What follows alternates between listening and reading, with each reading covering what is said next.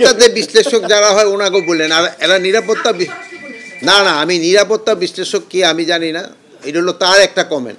আর সেই নিরাপত্তা বিশ্লেষক কিভাবে হলো এটাও আমি জানি না। এখন আমাদের দেশে সবাই তো বিভিন্ন ধরনের বিশ্লেষক থাকে বিভিন্ন উপরে, কে কোথায় কোন কোয়ালিফিকেশনে কীভাবে হয়েছে তো আমি তো জানি না। যেহেতু আমি না জানলে ওনার ব্যাপারে তো আমি কিছু কমেন্ট করতে পারবো না। নির্বাচনের আগে আইন শৃঙ্খলা পরিস্থিতি ডিটেরিওরেট করার কোনো সম্ভাবনা নেই।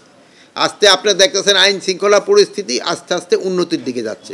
কিন্তু একটা জিনিস হলো যে নির্বাচন যতই ঘনে আসবে সেই সময় ধরেন যে বিভিন্ন পার্টির ভিতরে মানে ধরেন প্রসেশন এইগুলি সংখ্যা বেড়ে যাবে। তারপরে ধরেন এই কি বলে এই যে সভা সমিতি এইগুলির সংখ্যা অনেক বেড়ে যাবে। বিজলি কেবলসের স্কিন কোটেড ইনসুলেশন আগুন প্রতিরোধী। বিজলি কেবলস, নিরাপদ আজীবন। যেহেতু নির্বাচনে দেখবেন যে প্রতিটা কনস্টিটিউয়েন্সিতে 3-4টা করে সভা হবে, এইগুলি সংখ্যা অনেক বেড়ে যাবে।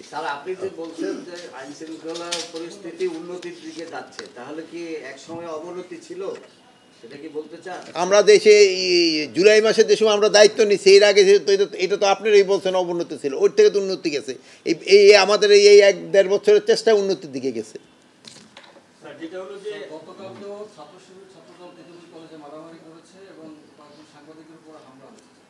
কোথায় কটার সময়?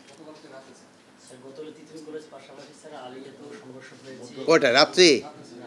ও অবশ্যই এইগুলি পুরাটা আমরা এখন পর্যন্ত জানতে পারি না, জানলে আপনারা জানবো মজুর।